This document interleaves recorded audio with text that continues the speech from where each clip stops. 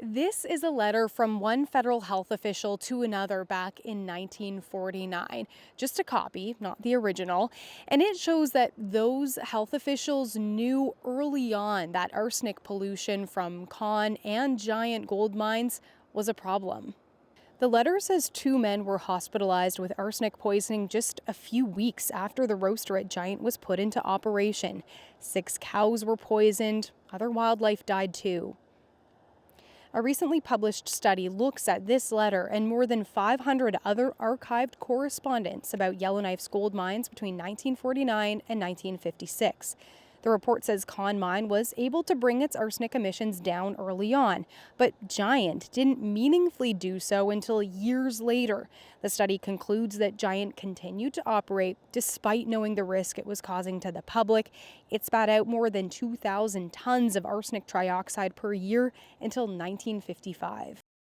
You can actually see the dust coming to our community of Ndilǫ and Dettah, and it just falls all over the place. Chief Ernest Betsina says these old letters confirm what elders have been saying. My members has remembered the stories and the sad history, the sad legacy of Giant Mine, with losing some of our children, with losing some of our dogs, and the devastation that come with it. And yeah, it does confirm that my people are telling the truth. Betsina is familiar with the story, but Mike Palmer, the lead author of this research paper, he was surprised. He's been studying arsenic around Yellowknife for more than a decade. Like the narrative I had heard, living in Yellowknife for 20 years, is that the pollution that was happening at Giant and these subsequent public health effects were really a surprise. And as soon as people noticed that there was mitigation measures put in place to stop them.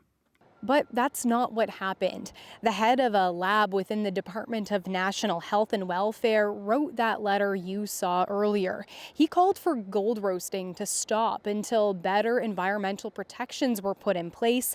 The Northwest Territories Council, which governed the territory at the time, said no. By 1951, there's a real effort from Giant in particular to really try to cut down on those emissions. When it didn't work, they didn't stop producing. They kept producing, and they actually increased production at some points. The Yellowknives Dene First Nation has been pushing the federal government for an apology and for compensation for the harm that Giant Mine inflicted. Palmer hopes that his study and the documents that it's shed light on can be used as evidence in that process. Leanie Lambrink, CBC News, Yellowknife.